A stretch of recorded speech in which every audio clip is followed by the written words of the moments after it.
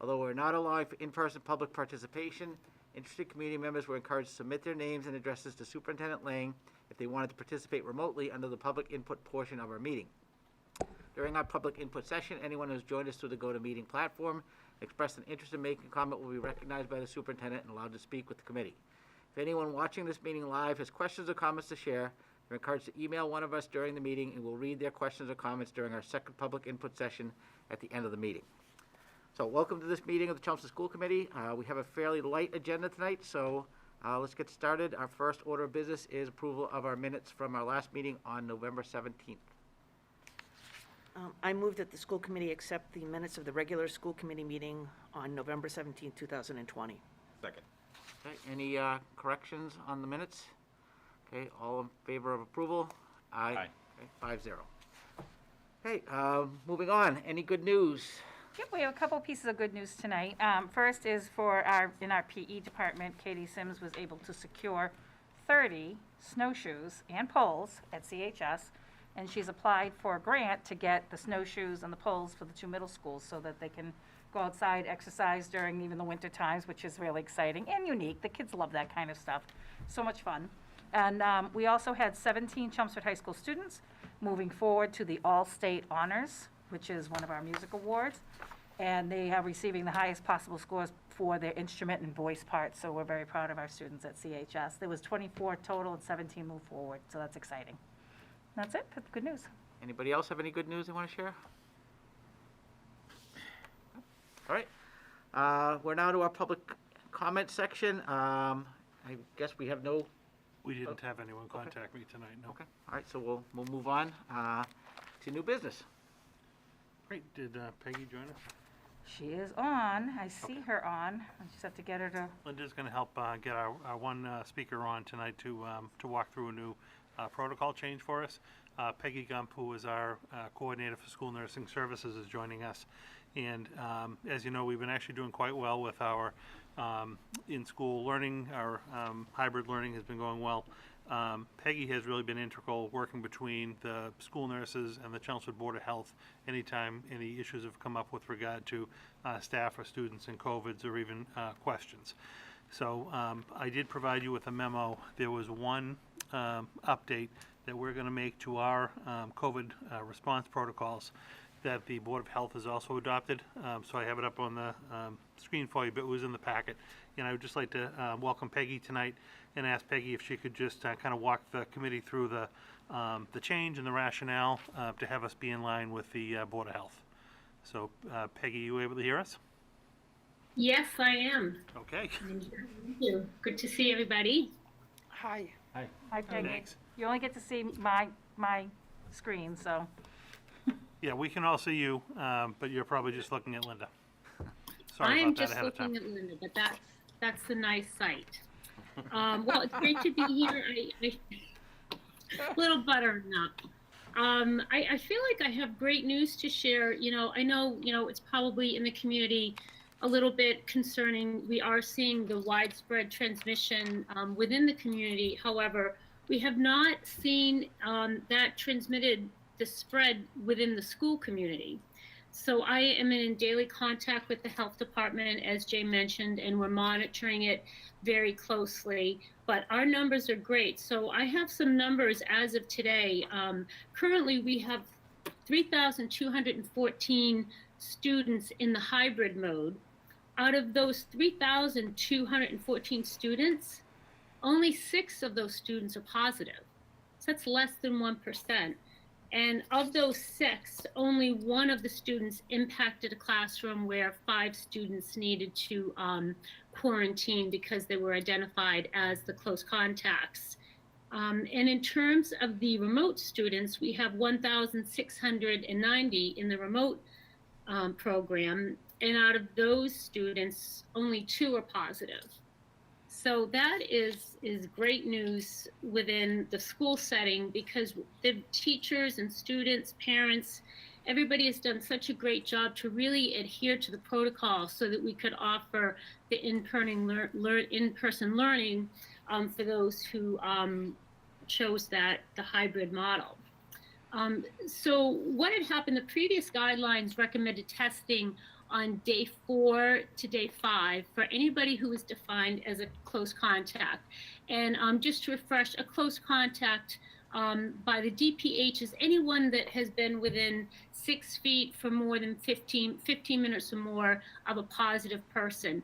In the school setting, we were identifying everyone in the classroom because it would be hard to know who was within 6 feet, who was less. So we were calling the whole classroom or educational space as a close contact. But what the state found and what we found in our own setting was that the majority of people who were identified as close contacts, when they were asymptomatic, they were testing negative almost exclusively. We just weren't seeing any close contacts that were turning positive as well, especially in the school setting, but that was happening within the community as well. So DPH updated those guidelines, and they're offering an opportunity for asymptomatic, meaning people who are identified as close contacts that do not have symptoms, that they could test out of the quarantine after 10 days if they met the following criteria. And that criteria is fairly simple. You cannot have had or do not have any symptoms of COVID. You need to test on day 8 with a PCR test. You could test later, day 8, 9, or 10, but if you test on day 8 and you have your results in 2 days, that would shorten the 14-day quarantine period to a 10-day, and you could return on day 11. You still need to monitor for symptoms for the full 14 days. If you were to develop symptoms, you would need to contact your doctor and, be retested. But this allows people who do not have symptoms to choose to test if they want on day 8 and kind of test out of that 14 and shorten it to 10. So that's kind of it in a nutshell. You could still choose not to test, and that would be an automatic 14-day quarantine. You can still continue to choose to test on day 4 and day 5 and continue the 14, or you could get a second test on day 8. But if you test on day 4 or 5 and choose not to test on day 8, you do need to stay home for the rest of the 14 days. Thank you, Peggy. That was very a good explanation. I think one of the things that we've tried to do is really be hand in hand with the Board of Health. And I know when Peggy works with the Board of Health, even just figuring out like return dates for students or staff, if they did test positive or they were close contact, we didn't want to have a set of, say, school department dates separate from what Board of Health dates would be. It would be very difficult to track and I think be very confusing. So where the state did make this option available, our Board of Health adopted it. We just want to be in line and just be consistent on that front. To Peggy's point also, she was talking about earlier, we as a district are still identifying the entire class as a close contact. So I want to make sure you realize there's been no change along that. This really is just if you are identified as a close contact and you're asymptomatic, you have no symptoms whatsoever, this just gives you an opportunity, instead of staying out the 14 days, to potentially come back after 10 days. That's the only thing that this does. This is not changing who we're identifying as a close contact or not. I just wanted to be clear about that. Anything else, Peggy, that I missed?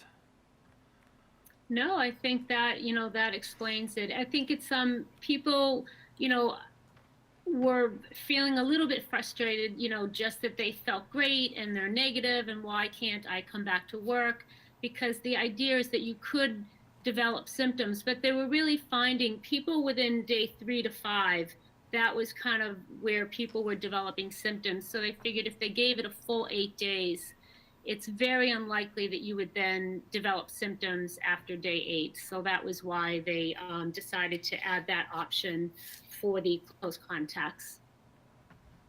So, Any questions? Yeah, but I'd like to first thank Peg because I think she's been doing a great job, and really, really thank you for everything you've been doing, your coordination, keeping in touch with everybody, and just to the nursing department in general. I've now been through 2 quarantines and understand why this can be a frustration because both times, they tested negative in day 7 or something, so I guess we have to wait till day 8.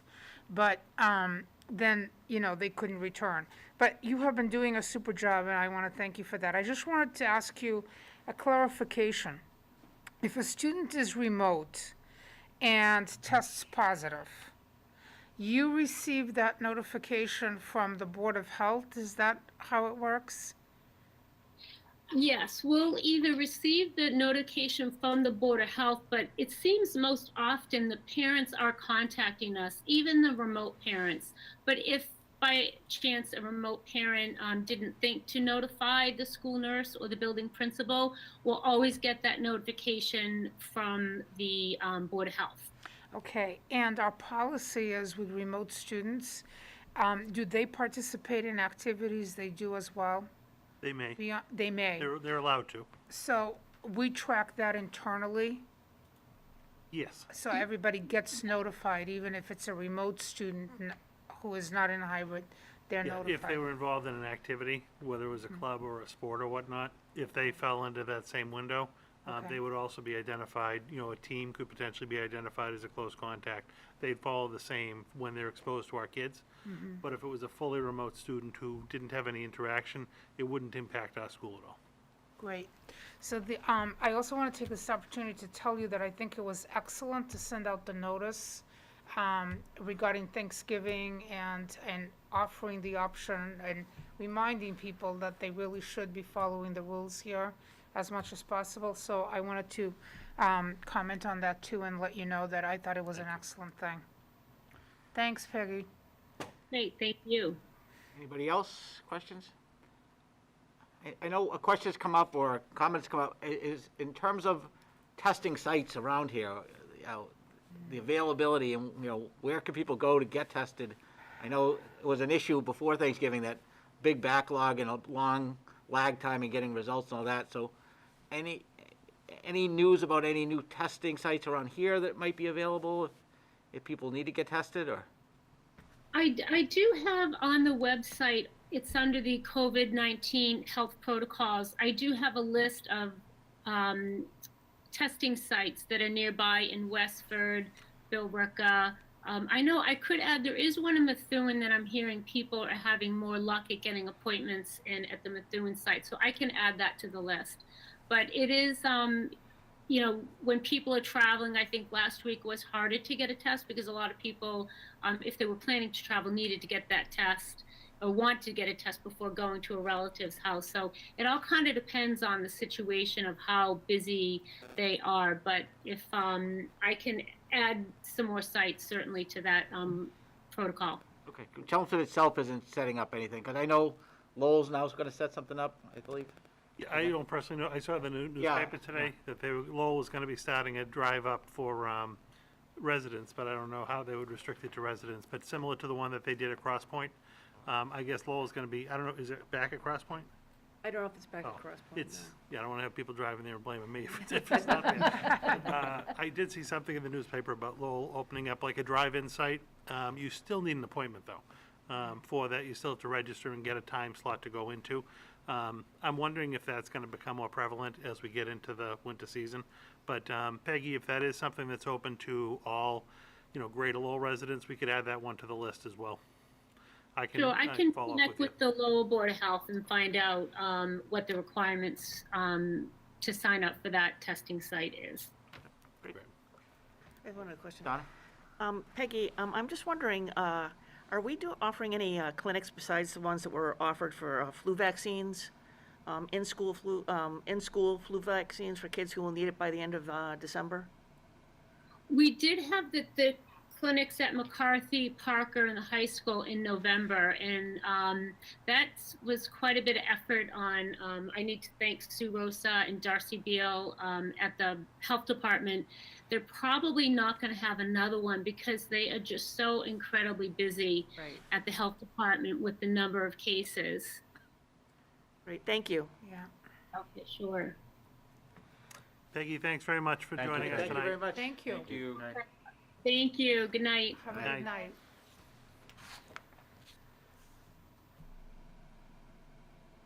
So Peggy is already in the process of just updating our online policies, just so that they reflect that additional option for parents and staff. Right. Great. Great. Can I come off this code? Yep, you can totally shut down, go to meeting now. Okay, second item on the agenda this evening, for discussion purposes, is our draft academic calendar for next year, the 2021 school year. So positive thinking, we're going to assume we're going to have a traditional start to the next school year. And so we've put together our traditional calendar for you to review. Labor Day is a little bit late next year. So under this particular calendar, we would have our staff returning on Monday the 30th for their traditional orientation day. And then students in grades 1 through 9, again at the high school, maybe we do the 9th grade only orientation on that first day. And then grades 10, 11, 12 join on the second day. So grades 1 to 9 would be on Tuesday the 31st. That'd be their first day back. And again, this calendar just outlines for you, anytime you see the maroon, that is a vacation period or vacation day. Anytime you see the light blue, that's a professional development day. The PD days are half days, with the exception of the November full PD day.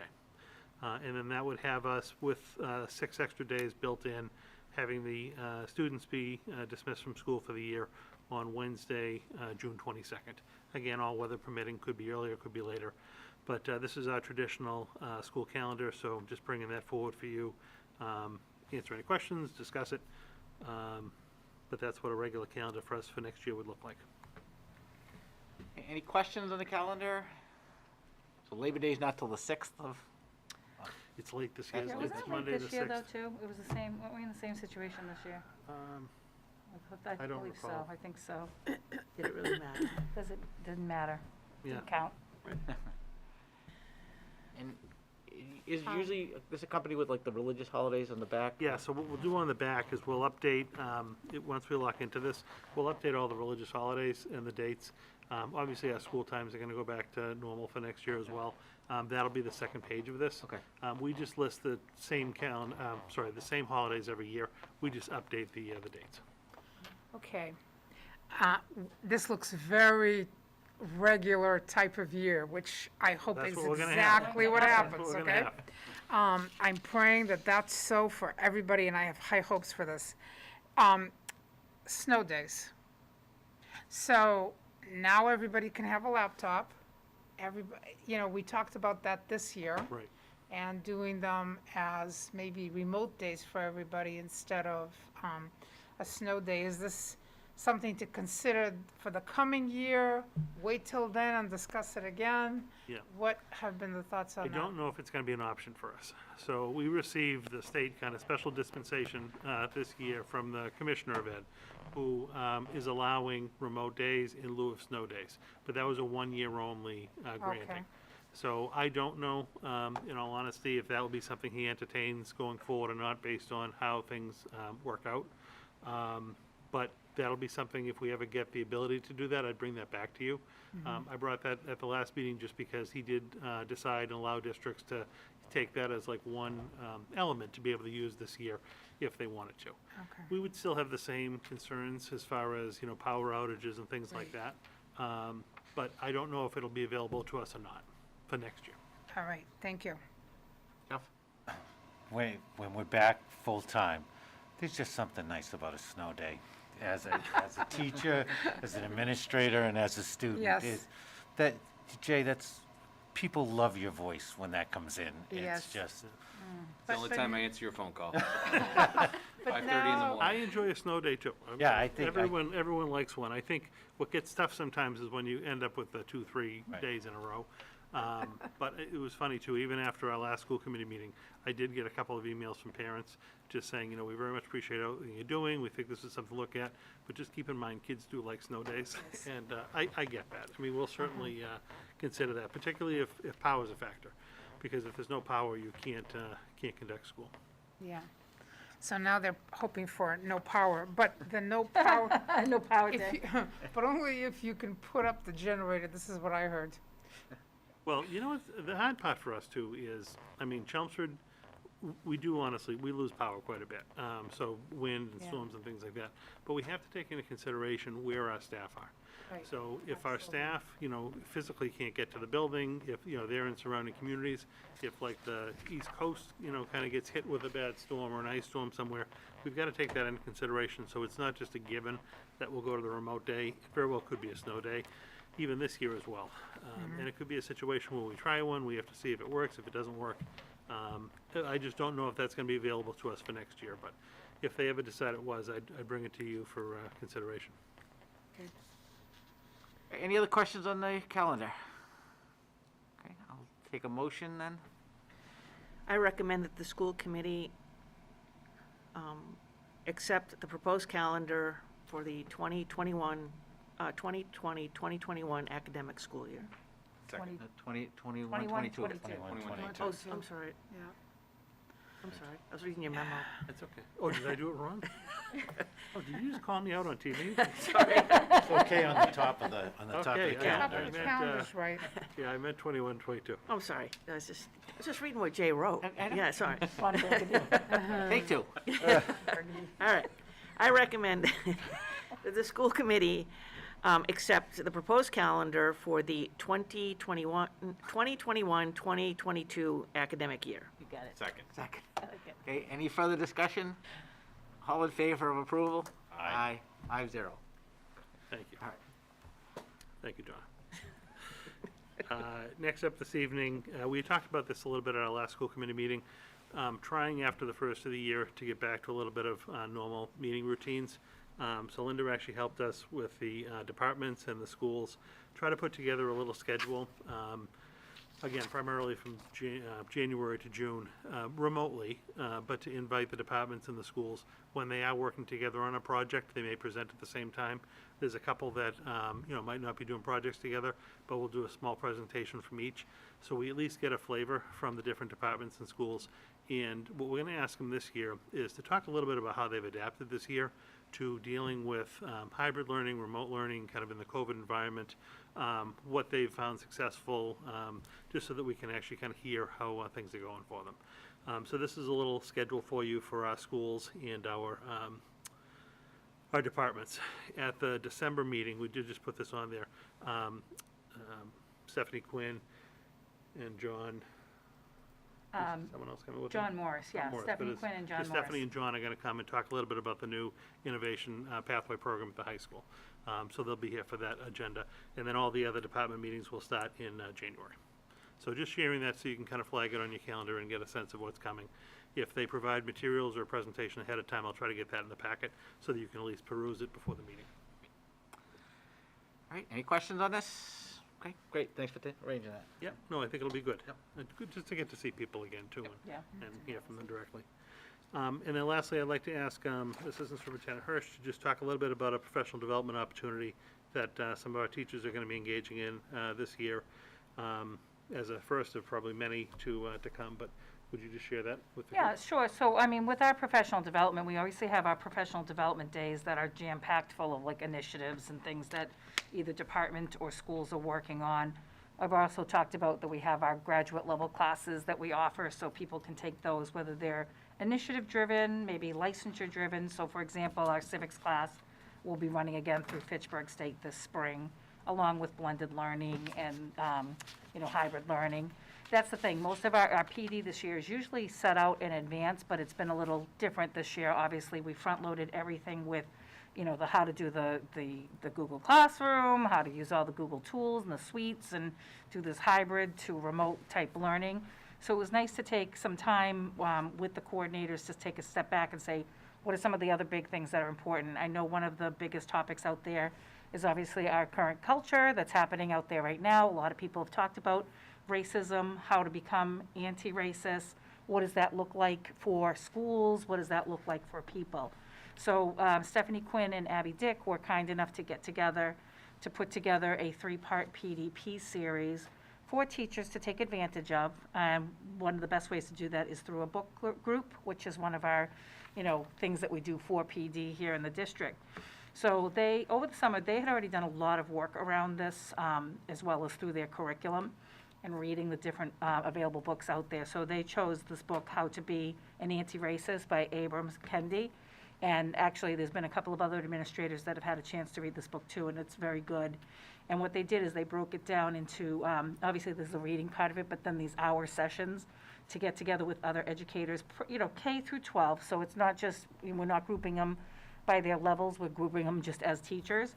And actually, when I put it out within an hour, it was funny, Kathy Mercier, who's my admin assistant, who's awesome, she actually runs the department, I'm just a figurehead, she's in charge. She came in, she goes, "Are you gonna put a limit on this?" And I'm like, "Why?"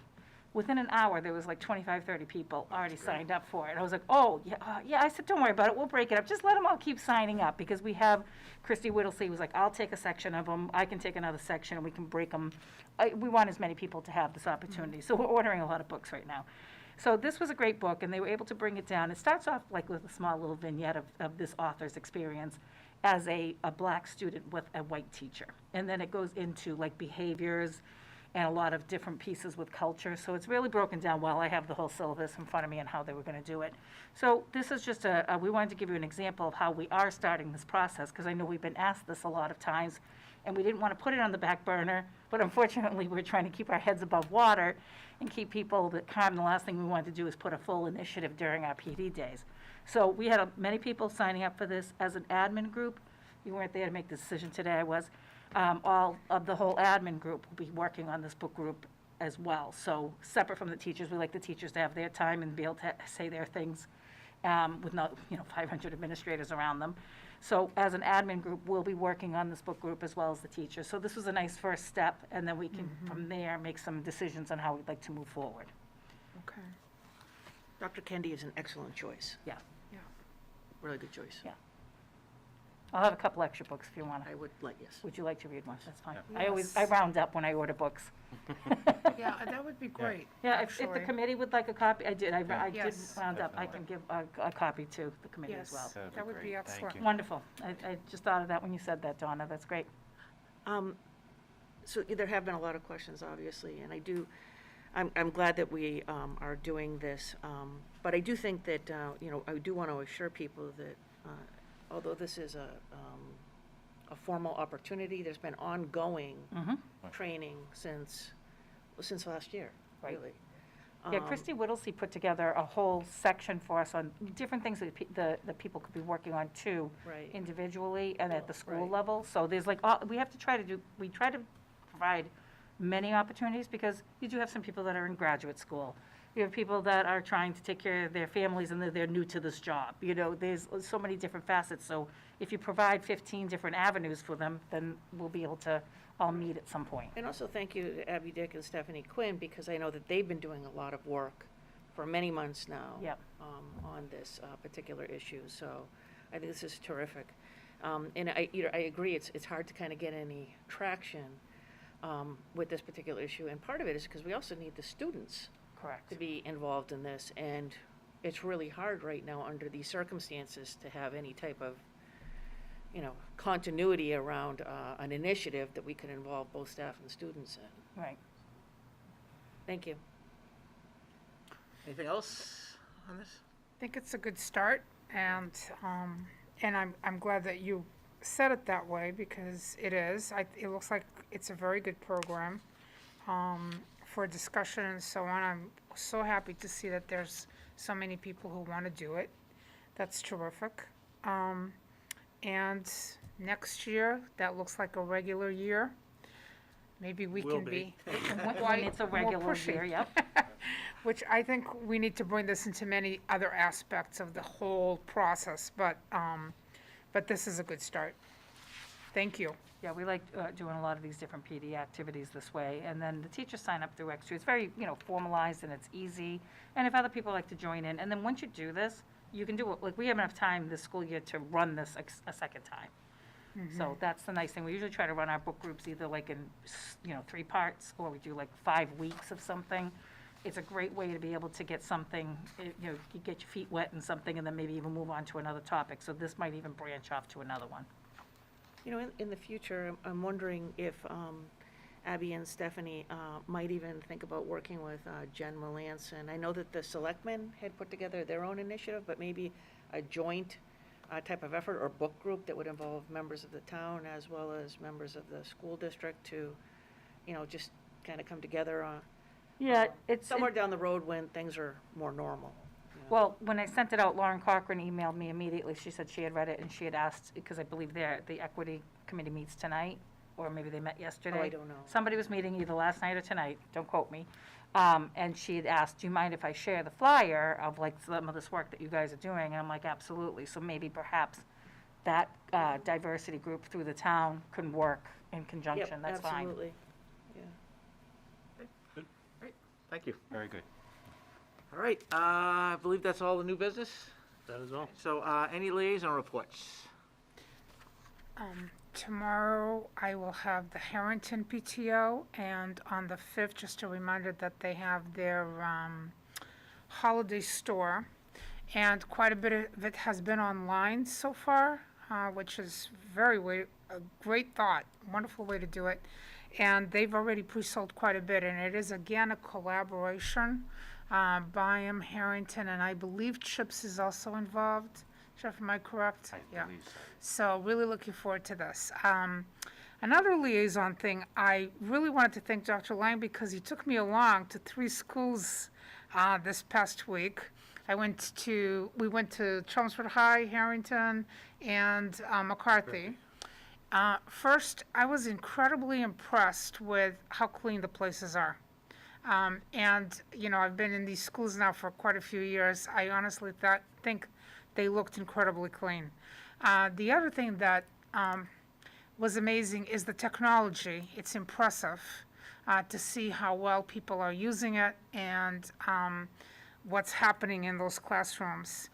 But I also came out of it feeling a bit sad because usually when you go into a school, there's so much activity going on and people are talking in classrooms, there's noise. And it's very quiet. And it's, for many reasons, I can see why. You've got to deal with screens, you've got to deal with children, but it is. But I'd like to just really commend the staff, the kids, amazing, just really following the rules, doing what they're supposed to do, and fully involved in it.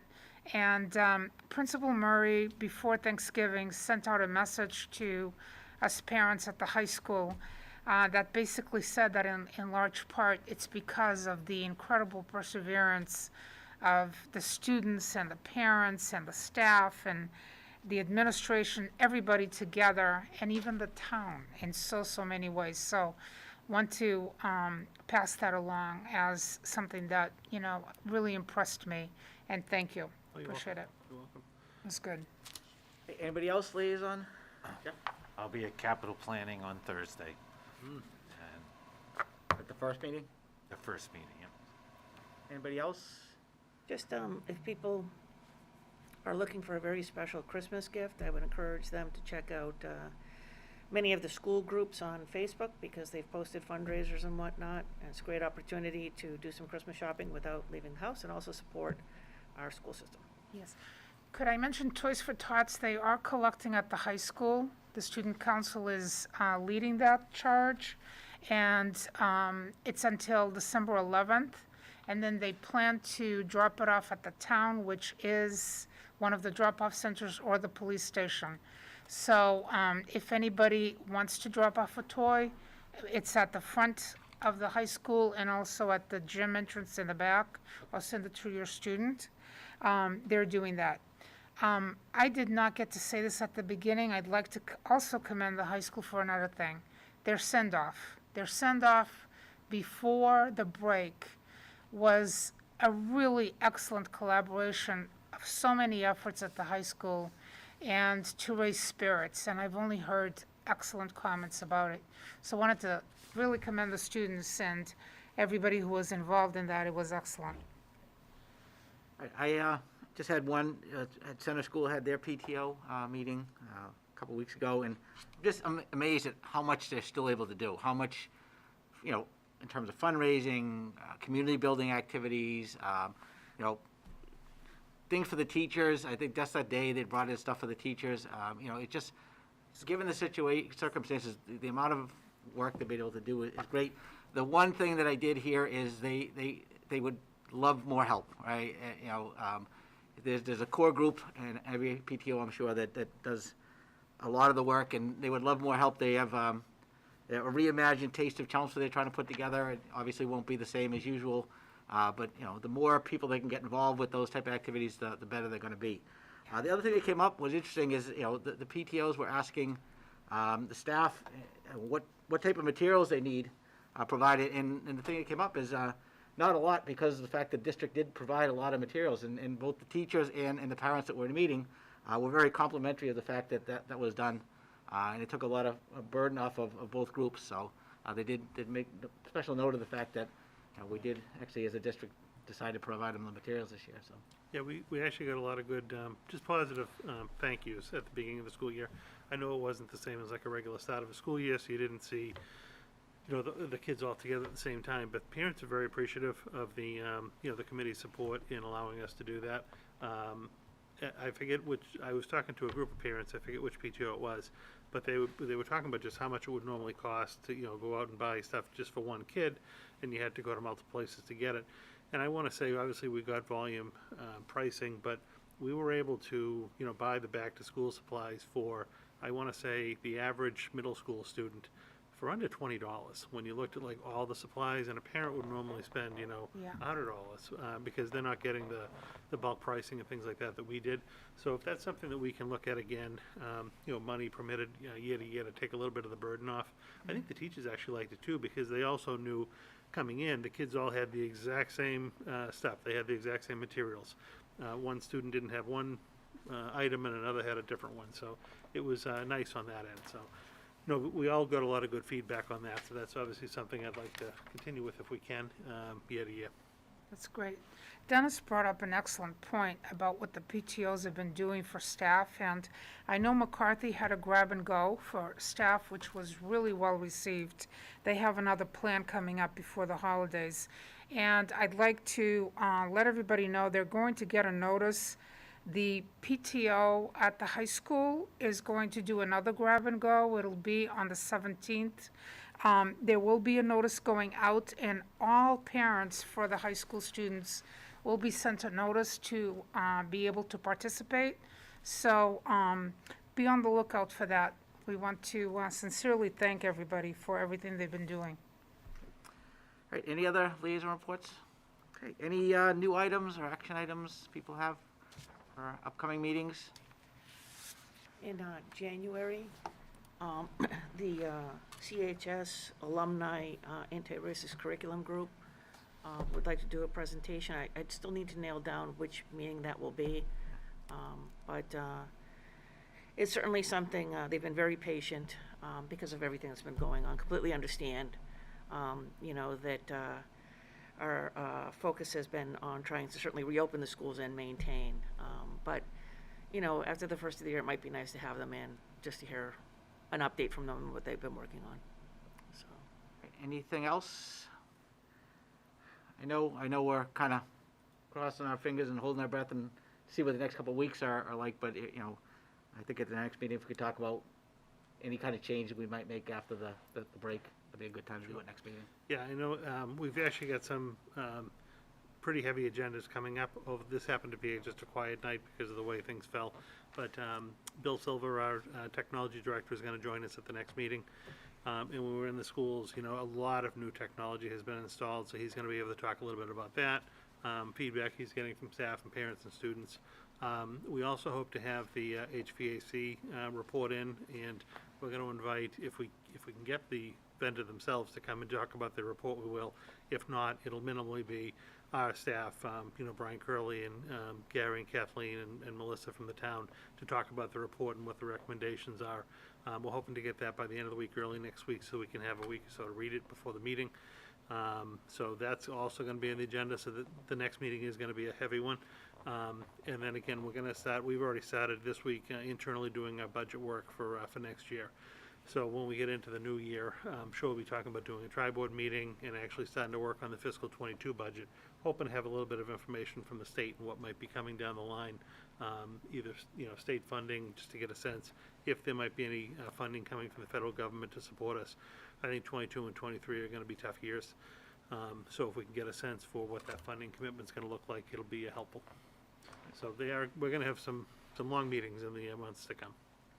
I'm glad that you brought that up about, kind of thinking about after the first of the year.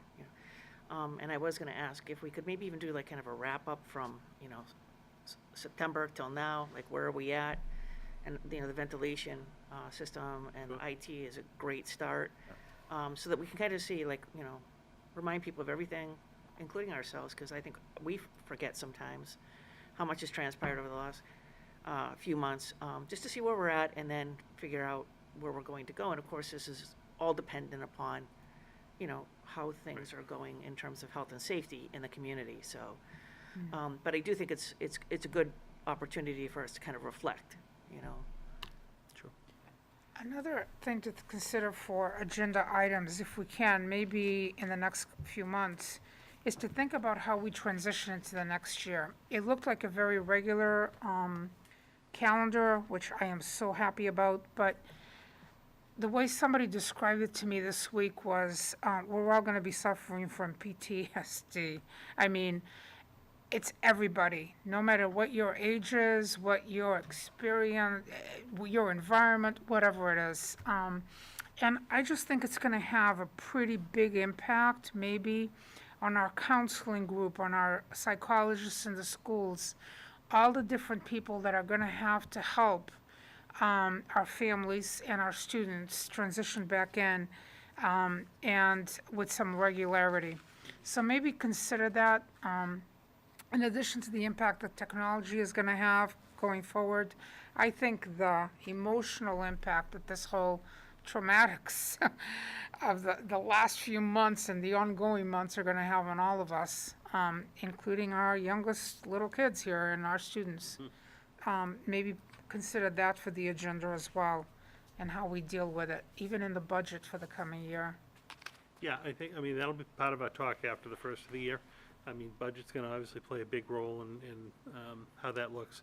We are gonna be doing almost like a midpoint, kind of check-in on our goals for the year, so that might be timely to do also the December, January timeframe. That would kind of line right up, Donna, with what you were saying, like a Yes. check-in point. But then, kind of reviving our strategic planning for the years to come. And I think one of the things to take into consideration is, when we were doing all that work pre-COVID or pre-going out, the planning was not as tech-heavy as, it's been over the course of this last 6 to 8 months. And I think some of the initiatives and the work that we've been doing isn't gonna go away after we come back to a more normal school environment. So there are elements that we need to kind of take some time to go back and look at and figure out again over the next 3 to 5 years how we really want to flesh out some of those projects. So, and we've also got to go back and kind of readjust some of our own, say, capital plans and things like that to make sure that they're still in line with what we want to do over the next 3 to 5 years. So there's a lot of work that's going to take place this spring, and it really is all going to, hopefully tie in nicely together. I am worried about, I mean, we had a great rollout plan, so that it would be sustainable. Right. And, I think, I have complete faith in our IT department, but, it went from a nice rollout to, I don't even know what to call it, but, I mean, just a huge amount of work. Right. And that's not gonna stop, because we really took, it wasn't like we could transition into this, Right. we had to do it, so. Yeah, I do think that has to be one of the things that we're talking about in terms of, as a priority, going forward, not only in terms of practice, but our budget as well. Yeah, I'm not too concerned, I mean, we have to work on this, I'm not too concerned with the one-on-one initiative, because we had earmarked the school choice money for that. Right. And we're still kind of on cycle, we've almost pre-bought a year's computers, but we didn't tap the school choice fund for that, we were able to use some of the stimulus money to be able to pay for that, or the CARES Act money.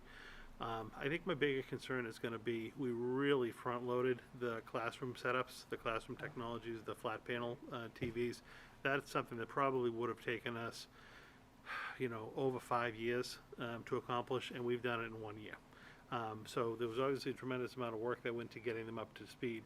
But, we probably spent in the ballpark of, I don't want to throw a number, in excess of $500,000 on just those panels. That's not money we normally would have. So I don't want to get to a point 5 years down the line when all of a sudden the equipment is starting to fail us and needs to be replenished And, you know, we then have to come up with $500,000 or $750,000 at that point in time. So we are gonna have to figure out how we're gonna kind of stage that and get back into a more normal spending cycle. Right. Everyone did the absolute best they could, and I think we got some great technology in now. I just don't wanna fall off the cliff in 5 years. Exactly, and, you know, I mean, we had the grants that Bill Right. got, we had the stimulus money, you know, those may not be available, so I think you're right, it's Right. gonna take some careful planning on our part Yep. to be able to maintain, you know, what we've put in place. I agree. All right, anything else, new items? Okay. All right, anybody have any additional public comment that they received? If not, I will take a motion to adjourn. I move that we adjourn tonight's meeting. Second. Second, all in favor? Aye. Okay, thank you very much.